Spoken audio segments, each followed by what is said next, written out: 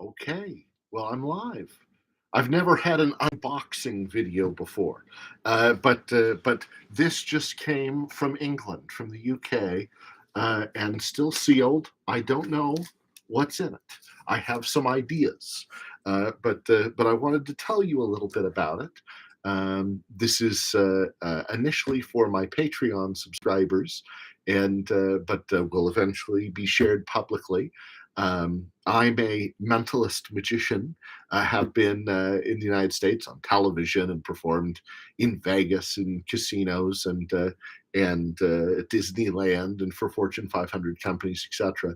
But my origin story, part of my origin story, when I was just a kid, starting in the world of magic, uh, I had a trip down to Vegas to see Paul Daniels, who had come to America to lecture, and um, and he came down to America to lecture on his work and the business of magic. And he is a big television star in the UK. Had his own television shows on the BBC when there were very few stations. Um, had his own commercials. Was like in America, he was like a mix of Mr. Rogers and Robin Williams, and in his level of fame. And he recently passed, and his wife Debbie McGee had an auction of some of his items, of some of his possessions, and one of the auction items was a box of 55 lecture notes 55 lecture notes, all on mentalism, all things from other magicians that he had collected on mentalism. And so I purchased it. It only showed 6 of the 55 things, what they were. But I'm nervous. I don't know if this is actually streaming or if anybody can hear me. Richard, I see you. Wilson's just logged in. Can you hear me? Type into the chat if you can hear me. So I'll wait on that for just a second to see if I continue. But so the exciting thing about this is there are 55 lecture notes in here, and I'm not sure what they are. And so they're all from the Paul Daniels collection, just came from the United Kingdom, from specialist auctions in Newbury in the UK. It says fragile on there, but that's not true as far as I know, because they're just lecture notes. But these are the 55 lecture notes that television star Paul Daniels in the UK purchased for himself to learn from.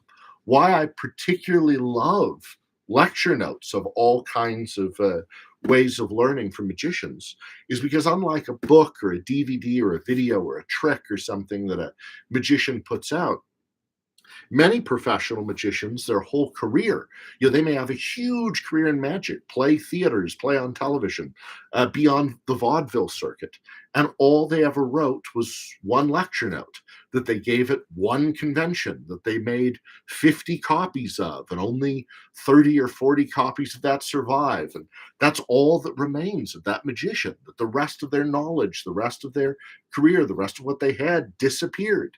One of my favorites like that is the guy that wrote the American television show Mr. Ed. Had a big career in magic, worked on many multiple television shows, was a friend to many famous magicians of the time. He wrote one lecture note. That's it. Never put out a book, never put out a video on comedy magic. That's wonderful.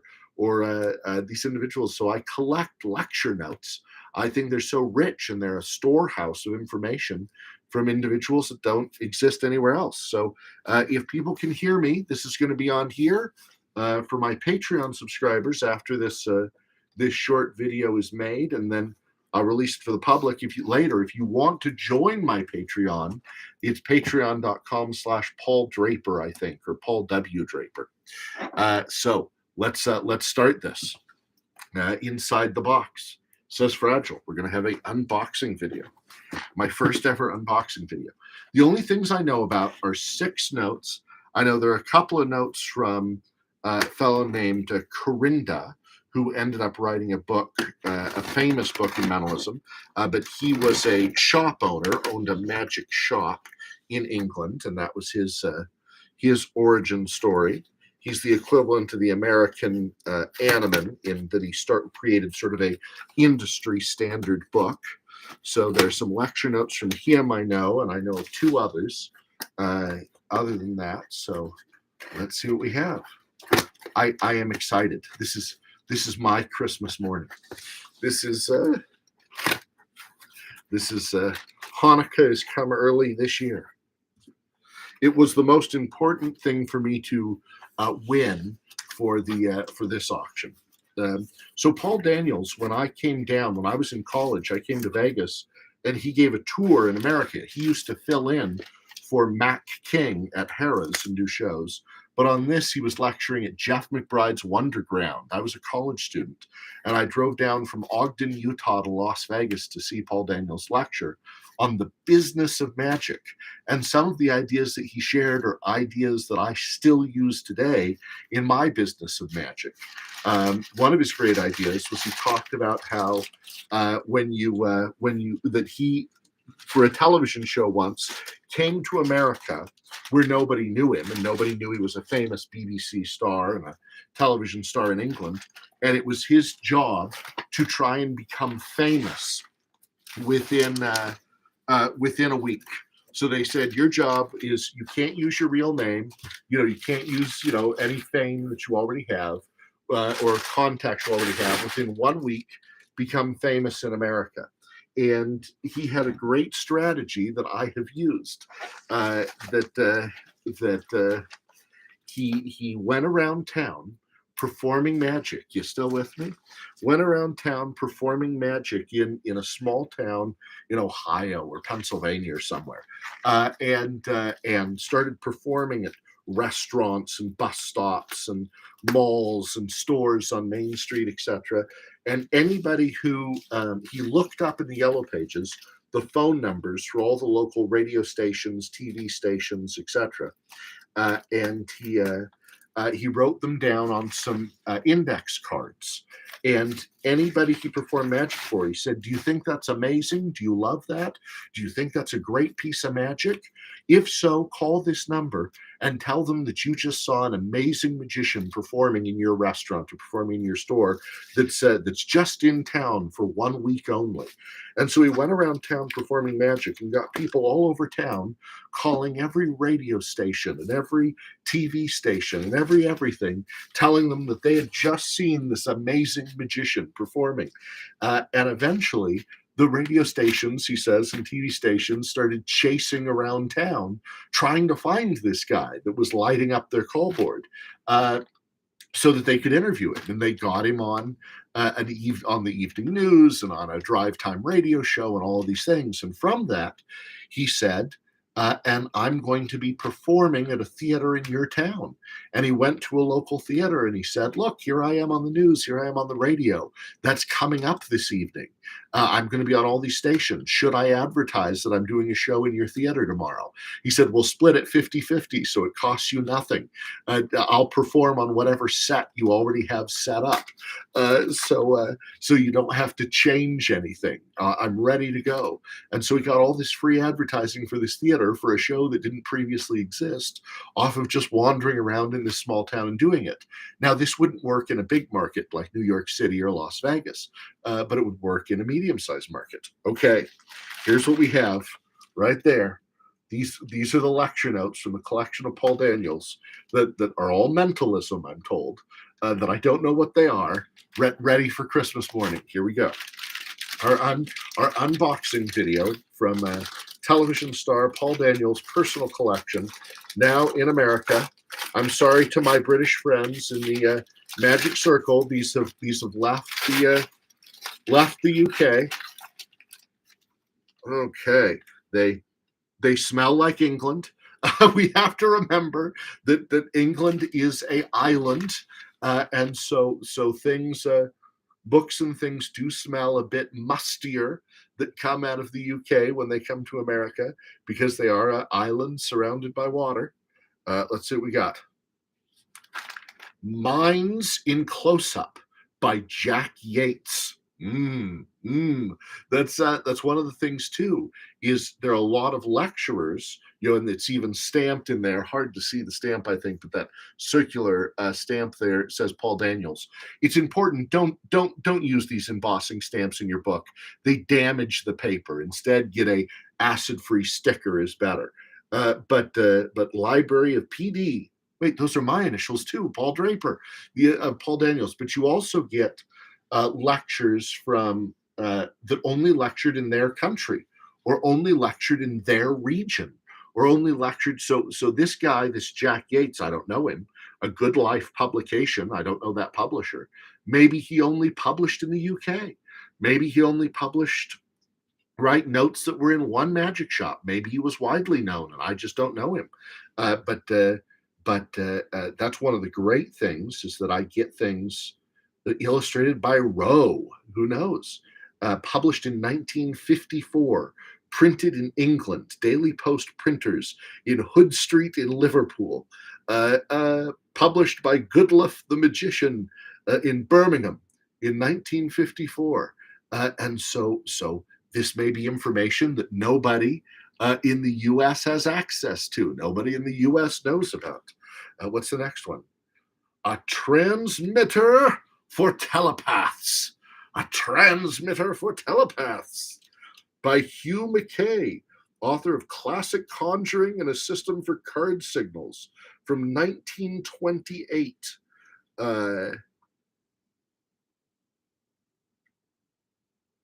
Written in some sort of code. Apparatus, key to reset in English. Some sort of unusual symbology there. You don't have to stay watch it if you don't want to. It'll be on my Patreon later. Pseudo Mentally Yours by Bob Cassidy. Now that's an American, Bob Cassidy. It's Robert Cassidy here. At that time, he was an attorney. Robert Cassidy later gave up law to be a full-time mentalist. It looks like Paul paid, who knows, £2-30 for this. So maybe £2.30. I don't know, 230. This one, Books by Post to Bristol, England. Oh, there he is. Bob Cassidy, we've lost him as well, but Bob Cassidy is a young man there in 1977, before I was born. So he also, this, cost him in 1977, £2. That's a lot of money. Ron Braille's Universal Mind, a Magic Wand publication. I think I have a copy of this. I think I've seen this one before, right there. This is amazing. We're just in the first one. Here we go. This is American Animan. Harry Anderson, who starred in Night Court. When I visited him in his home and shop, Spade and Archer, named for the Maltese Falcon movie, and he had one of the original Maltese Falcons from the movie. His home in New Orleans pre-flood in New Orleans. He said that Animan was a huge inspiration to him. So Animan later turned all of these books and into his sort of key book. Excuse me. La Briotte, his key book for magicians and mentalists, right there. So mental bargain effects. So that's one I don't have as a small piece, but do have as a larger one. Adair's 6 courses on magic, and this is course number 2 of the magical menu of mental magic. Now that is a big thing that people argue over: is should we be mentalism? Should we be mental magic? Should we be mind reading? So here we go, 1961, written by Ian Adair, back when it was popular to have your photo with yourself smoking. Don't do that. So I see there are 3 people now watching live. Who do we have? Who's on watching live? I know Richard Wilson. Who else do we have? Oh, this is a fellow that there's a lot of his writings out there from the UK, but I didn't learn about him until I started performing in the UK a lot. This is Richard Bagshaw. Richard Bagshaw. He's the American equivalent. Hey, Dennis, the equivalent of Richard Bagshaw is in America would be like a Carl Fulvis or a Bill Severn, or those individuals that wrote lots of books. But this is Bagshaw's novel mysteries, part 4, original spiritualistic effects. Original spiritualistic effects. So again, something that very few people in the United States have in their collection are books by Bagshaw. If you're just joining now, one of the 5 that's just joining now, this is an unboxing video of mentalism books from the great Paul Daniels, who was a huge television star. It was like the Mr. Rogers of England. Ron's Universal Mind. I think did we have that one already? We did. So this is a second copy of the same book. I've been taken. And a second copy of Anneman's Bargain Effects. So it looks like there may be some duplicates in my auction that I received, but I didn't get to see. Okay. Test Conditions, Second Sight by Carol Priest. The Amazing Carol. All rights reserved. This was printed in the United States. It looks like Carol at the time lived near the Magic Castle, edited by Max Abrams. So here's a person that does a blindfold act, and that I've never heard of, and may even, hard to tell, but the ink is a different color, may be signed by Carol. I'll have to check that out more. Yes, that is signed by Carol. Because it's indented on both sides. It's a different color and it bleeds through. Have to find out more. How to do headline predictions. How to predict what will be on the cover of the newspaper. The newspaper, that's what the internet used to be. I guess I'll have to predict what will be on the cover of your first page on your iPhone. But it looks like Paul Daniels at the time picked this up from Davenport down in on Russell Street, down in London, England, when it was down on Russell Street there, produced by the Ireland Company. But £10, 6pence. That's an expensive lecture note for when it came out. Again, looks like the same one, duplicated. Sometimes magicians buy the same lecture notes again because they have so many, they miss where they were, or they want one when on the road, or they buy a collection like I just bought, and you find things. Okay, this is but I love lecture notes. Lecture notes are the way I have learned to be a magician, more so than from a mentor, more so than from books, because again, these individuals, this may be all they ever wrote. This may be all they put out. So this is a new book of mental magic, super psychic mental effects from Howard, right there. Let's see, from Howard Albright, author of Super Sensitive Fingertips. Now, what's interesting, I've seen his book, Super Sensitive Fingertips, when mentalist from the UK, Luke Germain, was in America. He would always go to magic conventions to use book dealers, and he tried to buy every copy of these Super Sensitive Fingertips back there. We're talking like 2007, because he wanted to release a DVD, which he eventually did, on that topic, and a book on that topic. And he wanted to have all the copies that were out there, so no one else could buy it. Master Mysteries of a Mental and Psychic Nature, a perfect mental divination, a unique telephone test, psychological discernment, sightless vision, the fortune teller, the spirit whisperer, and the price is $1. Yeah, but what year did this come out? This has got to be from the 20s if a mentalism piece like that is $1. It says that he's a member of the IBM and SAM. Just amazing. Let's look at the next one. Oh, another copy of Ian Adair's Mental Magic. So it looks like some of these I might be selling on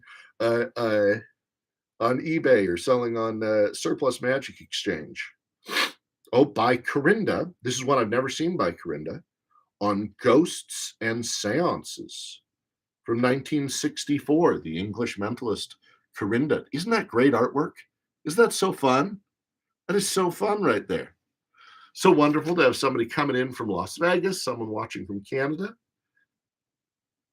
Oh, I got it. Oh, look at that. What fun artwork. What strange, unusual stuff there. Sorry about this stuff nose, but you get some of this older stuff and it's a bit dusty. Will Dexter's Identity Parade. Identity Parade. The ideal mental routine for dinner or drawing room parties and intimate cabaret, packed with mystery and laughs. 6 male members of an audience select a suspect from who themselves by a method that prevents them from knowing who he is. A victim is selected from the audience, and a crime is decided upon, while the committee of 6, who include the unknown suspect, have their thumbprints recorded. Without knowing just how he does it, the victim is able to find the suspect who committed the crime and to match his his thumbprints.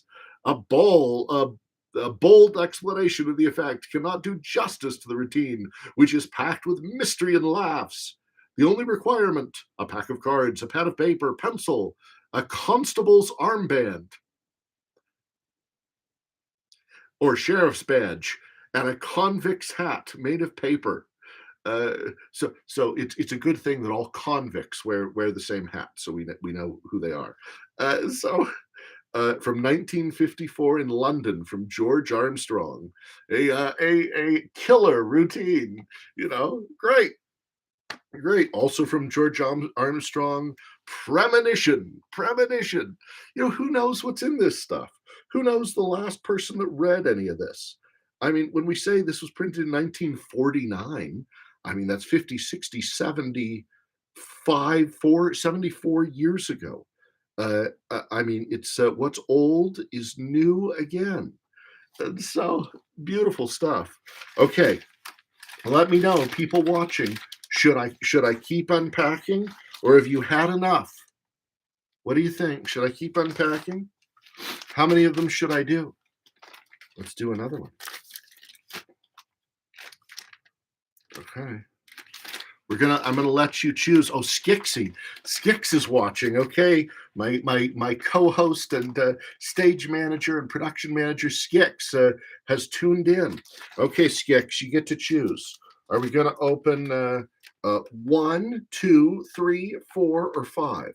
1, 2, 3, 4, or 5. Skix is the chooser. What do we do? 4. 1, 2, 3, 4. Did I say that one was 4? Yeah, I think so. Did I switch? Yeah, okay. Let's see what it is. These are smaller ones. These are smaller. So we've gotten some exciting stuff right there. That's some good knowledge right there. You could build a whole career out of just what's here.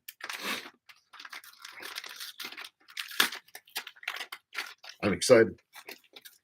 Paul lived on a river, beautiful little town. He grew up in the north of England. He was a northerner.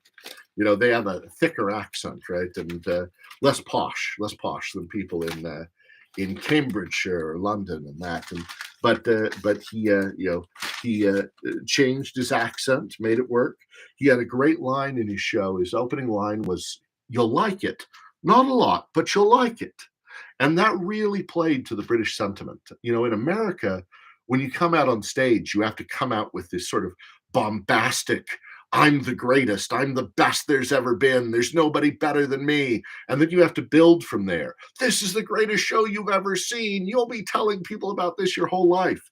In England, look more at Shakespeare, where you sort of have to say at the start, you say, "Oh, it's such a great honor to be here with all of you and such a pleasure. And I'm so honored to share this time with you today." If you did that in America, the audience would go, "Who's this guy? He must be terrible." And they'd get up and leave. At the end, you have to say, "Thank you so much for letting me present for you today. It's been such an honor and a pleasure to be with you. If we gentles have offended, think of this and all is mended, like Midsummer Night's Dream." And so his catchphrase, "You'll like it, not a lot, but you'll like it," was really to the temperature of the time. Okay, Raymond Buckland. This is not for kids. This is not kid friendly. Guide to the Supernatural. There's a naked woman on the cover there. There are naked breasts on the cover, so I don't know who's watching, so you can't see that part. Raymond Buckland's Guide to the Supernatural. But we have to remember, in England at the time this came out, most newspapers, some of the newspapers that came out had a picture of a naked person on the cover. From Tandem Press, made in Great Britain in 1969. What a time to be alive. Mentalist Max Maven, who just passed, he said to me, Paul, I was in college in 1969. There are very few drugs that haven't gone through this body. I have been a teetotaler in my life, other than prescription drugs. My drugs are sugar and caffeine, but some would say those are worse. How to Understand the Tarot. How to Understand the Tarot from Frank Lind, from Samuel Weiser, and it has pictures of the tarot cards inside. So those are less mentalist and more popular. Oh, here we go. Telepathy in Action. Telepathy in Action. Not telepathy as a side note. These all have this embossed stamp. I'm starting to wonder if these were added after the fact or if that's something he did, because these embossed stamps look pretty new. They look pretty new. Copyright 1961. All rights reserved. No part of this book may be reproduced in any form without permission of the copyright owner. Well, we're reproducing it right now on this video, so I guess he can sue me. Oh, you have a Raymond Buckland book. Oh, is it any good? Let's see. Magic in the Modern Manner, 13 jumbo card tricks. So this is a magician to an old friend, an extraordinary performer, Professor George Lyman, from a time when a lot of magicians called themselves Professor. I particularly liked that in Bedknobs and Broomsticks, where the magician is a professor, and he runs a magic university. Milt Larson, who runs the Magic Castle, one of the original 3 founders of the Magic Castle, with his brother and his brother's wife, was the magic advisor on Bedknobs and Broomsticks. And his best friend, Richard Sherman, with his brother Robert, wrote the music for that. I don't know how to say that. How do you pronounce that right there? Physiognomy by Professor Anne L. Orphanum? FPBPA. What are her initials after there? From London, from the Imperial Arcade at the Ludgate Circus, also printed in New York by Fowler and Wells. This is physiognomy made easy, scientific, and anatomical character reading from the face. Okay. She's going to teach us how to read somebody's eyebrows, eyes, nose, mouth, lips, mouth, and jaw. From Bradford. She's from Bradford. This is okay. On acid-free linen paper. So this is like bumps on the forehead stuff. Ooh. Now we have a piece of Orientalism, popular in the day, something that is that we run away from now.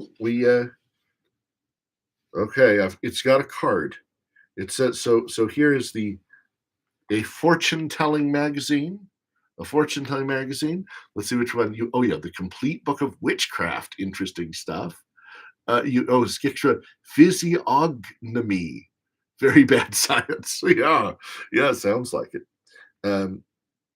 Fortune, Chinese daily fortune teller, the oldest known method of fortune telling in the world, the craze of the Orient. This says that these are maxims of Confucius, the Chinese philosopher. I recently taught Confucianism at Soka University. So I will have to look at this and see, but they look more like fortune cookie fortunes. There, I'll have to see if any of them are actual Confucian thoughts. But here we have somebody put a card in there with more information about it. Okay. keep going, or call it a day? We'll keep going, or should I make a second video? Keep going. Okay. That's one of 6 people watching says keep going. The rest of you, you've given up on me. You've walked away. Okay. Let's see what it is. If I keep going, I may have to blow my nose. The come on, one more. Okay. Let's see what we have. These are dusty tomes.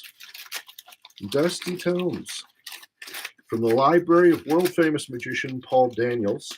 He, like I said earlier, he had several television shows on the BBC when there were very few television stations to be had. He hosted game shows. He was in commercials, worked his whole life, toured working men's clubs. Thank you so much. And okay. Now this looks exciting. This looks thrilling. This pile right here. Let's see what we got. This one comes individually wrapped, sealed from the eyes. Let's see. Oh, even more mysterious. Still wrapped in paper and stapled. Is it mimeographed? We might have gone back to mimeographed right there. What is it called?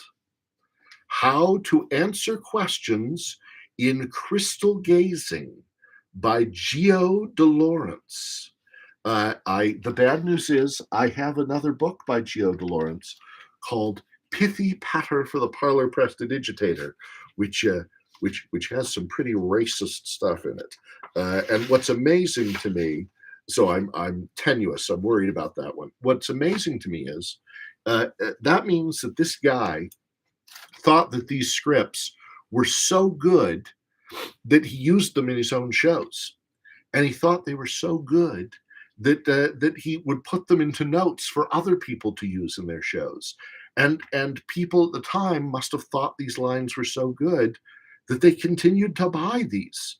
So it's amazing. Magical Mentalism by John Booth. He's also a reverend and a historian. So we'll see. He's an American. I have several things of his, but not this. Oh, and it looks like there's even a page folded and tabbed in. Folded and tabbed in. It says he's from Hamilton, Canada. The ace of masterpieces. Following is the secret of one of the most ingeniously thought out living and dead tests in existence. The acme of simplicity. This is before Looney Tunes ruined acme, which means the best, the finest. The acme of simplicity and perfection. It is being released solely to purchasers of this book, Magical Mentalism. We ask that you review the effect in the book. Note its salient and unusual features. Fairly stiff paper, such as writing paper, is, and then it's crossed out in X's and then say best to use. So that means he wrote these individually and typed these out individually and then stamped them in. Woo! We'll find out what that is. Also an American here, More Miracles in Mentalism by Robert Nelson, here listed as Bob Nelson, later as Robert. So these must have been expensive and exotic for Paul Daniels to own, because these are American pieces that he was owning in the UK. Aha! This is one I've been looking for. This is one I was hoping would be in here, and one of the 6 that were listed as being in here. So I had Jeff McBride tell me stories of his good friend Max Maven, and who was, one of the most important mentalists in this field that ever lived. And there isn't a single show of mine that doesn't have at least one idea of Max Maven's in it. And Jeff said when he went to his dear friend Max Maven and said, I would like to learn mentalism, Max told him I will not teach you any mentalism until you find this book, and you have to find it and read it. And Jeff said it took him a very long time to find a copy of this lecture note. But Max would not teach him any mentalism. Now Jeff at this time, I mean, he had opened for the Rockettes. He had been in the Christmas show at the hall that the Rockettes play in New York, Radio City Music Hall. He had opened for Tina Turner. He was a huge magic star. Max and Jeff together had been on the Sarah Jesse Raphael, whatever her name was, show, but together. But he wouldn't teach him until he read this. And I've never seen a copy, and I've never read it. So I am very interested to see what is it about this that was so important. I'm going to set this one slightly aside. It will be one of the first I read. Ooh, ooh. Okay, this published out of Chicago. Mental Cases with Cards. That's from LL Ireland, going by just her first two initials, so that at that time, probably because she didn't think it would sell as well if people knew it was from a woman. She married Jay Sankey, who they ran Fun Inc. or not Fun Inc., Magic Inc. in Chicago for many, many years. And now their son, Sandy Marshall, is a Broadway and West End producer. Miracles in Mentalism, another Bob Nelson there. I have a lot of his. Another George Armstrong, but a different one, Shandu's Psychoanalysis. A Magic Wand production from London in 1950. I've not seen that. This one I have a lot of copies of. It Must Be Mind Reading by George Anderson. That had many copies. Incorporated Strange Secrets by Anneman. Again, like I said, this Anneman, his book and Corinda's books, Anneman's Mental Mysteries and Corinda's 13 Steps to Mentalism, are the cornerstone for most mentalism today. So this came out published by Max Holden in 1939. Look at that amazing drawing there, that line drawing of himself. The amazing before the book, New York, Boston, and Philadelphia. Another from Nelson Enterprises, Still More Miracles in Mentalism. But again, we have these images that are, he's sort of a Sikh, but sort of a person from, they called people from India, the Romani from India, gypsies, because they thought they were from Egypt. Now quite an offensive term. And again, from that time of Orientalism. The Door of the Future. The Door of the Future by Mary E. Ryan, an entirely new system of telling fortunes by cards. I put out a set of lectures with Penguin Magic and a set of lecture notes on how to read fortunes with playing cards. And I've never seen another book that teaches how to read fortunes with playing cards created for magicians. So this is quite exciting for me that this exists, because I want to know if we came up with anything similar. When did she write this? Okay, he bought this from a company that sells cigars, stationery, greeting cards, and jokes next to Tammany Hall. The Door of the Future, Telling Fortunes. This is 1927. Introduction. We live in such a skeptical age in 1927. We live in such a skeptical age that we scarcely believe in anything, unless indeed it comes to us bearing the stamp of science. Still, what a curious paradox. Never was the world so full of ghosts. Never in the history of man has it turned so eagerly toward the occult. Never has it knocked so repeatedly upon the closed doors beyond, whose portals stretch away to the strange, mysterious, silent secrets of the things to be. When do you think the last time this was read aloud was? Immortality. There is no death. I did not know that I had passed away until I paused to watch you weep beside my senseless clay. Then memory of other lives came swiftly over me, that many times in many climes my spirit was made free. There is no sleep, for when we lie in bed for slumber's sake, our souls upon this floating star are very wide awake. We close our eyes, the spirit's freed, deserts the breathing clay, and it is gone until the dawn of just another day. There is no pause, the Holy Ghost that dwells in you and me flits ever on from life to life through all eternity. The spheres that clothe us for a day strip bare the souls of men and speed their flight into the night of endless space again. One more paragraph. There is no end, no sudden change to heaven or to hell. They are conditions of the soul, not places where we dwell. In one of the many mansions of Father's house are we. Each rightful heir is living there. This is eternity. Woo, woo, and some lists of things. Very good. Well, looks like in reading that, I lost some friends from here. So sorry. We'll do the rest of this pile. Ken DeCourcy's Zodiac Telepathy, a mental telepathy act with a difference. Another of George Armstrong's Premonition. And finally, Secrets of Mental Magic from 1958, published by Ed Mellon.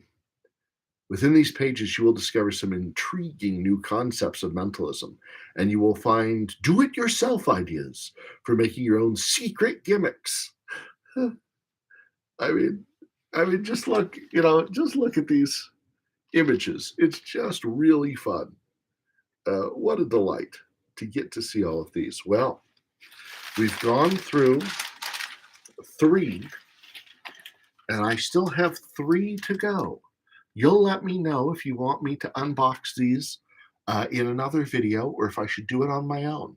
I'm going to post this in my Patreon page at patreon.com, either Paul Draper or Paul W. Draper. I'm not sure. I'll have to go check again. But patreon.com/Paul Draper, I think. And I'll give it a few days on there. I'll give it a week on Patreon. And then I'll post this publicly afterwards. And based upon what people say on Patreon and say publicly, you'll decide whether I open these, unbox these in front of everybody, or do it on my own and secret them away and not let anybody know what's within. And so, one purchase. These are all fabulous, fascinating, interesting titles filled with ideas, many of them that probably haven't seen the light of day in 50, 60, 70, 80 years. And yet, delighted people, audiences in their country, in their time, enough to be written down and saved and savored and purchased by the famous magician Paul Daniels to eventually come to me. And they'll someday go in an auction, I'm sure, to some other magician. I'm just a steward of these items, as he was and as other magicians are, for many years to come. Okay. Thank you so much for watching my first ever attempt. Thanks for saying you'd find part 2 interesting. Thanks for watching my first ever attempt for an unboxing video. And you'll decide if I do it again. Okay. Thanks, everybody. Have a great night.